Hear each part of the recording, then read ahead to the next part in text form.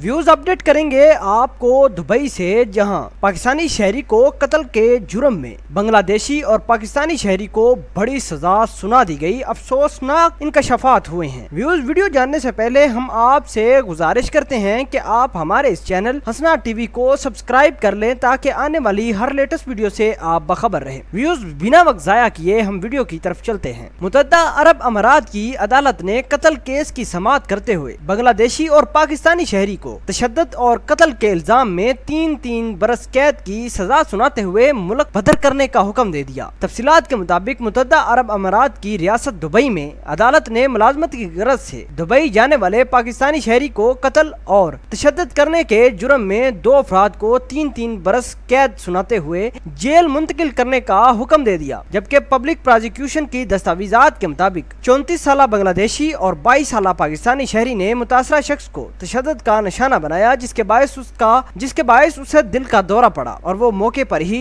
जाम बहक हो गया। दुबई पुलिस के तर्जुमान के मुताबिक एक मुजरम ने मुतासरा शख्स को पकड़ा और दूसरे शख्स ने मकतूल पर मुक्कों की बरसात कर दी। अदालत में केस की समाअत के दौरान मैकेनिक और कंस्ट्रक्शन काम करने वाले पाकिस्तानी शहरी ने मुतासरा शख्स पर तशद्दुद और कत्ल करने के इल्जाम की तरदीद की है। अदालत ने मुजरम को 3 बरस कैद की सजा सुनाते हुए मुल्क बदर करने के अहकामात भी जारी कर दिए और उन पर पाबंदी लगाई कि आइंदा वो दुबई में ताहयात दाखिल नहीं हो सकते। बंगाली शहरी ने भी इल्जामात की तरदीद करते हुए कहा कि मुतासरा शख्स और पाकिस्तानी शहरी में झगड़ा चल रहा था। मैं उन दोनों के दरमियान झगड़ा खत्म करवा रहा था कि मुतासरा शख्स की मौत वाक़या हो गई। बंगाली शहरी ने मजीद कहा कि मुतासरा शख्स की मौत एक हादसा थी जो गर्मी की वजह से उसे दिल का दौरा पड़ा। व्यूज आपके ख्याल के मुताबिक क्या हमारे पाकिस्तानी भाई को दुबई में इस तरह कत्ल करना शर्मनाक बात है या नहीं? क्या दुबई की अदालत ने इन दोनों मुल्जमान को कानून के मुताबिक सजा दी है या नहीं? क्या इन मुल्जमान को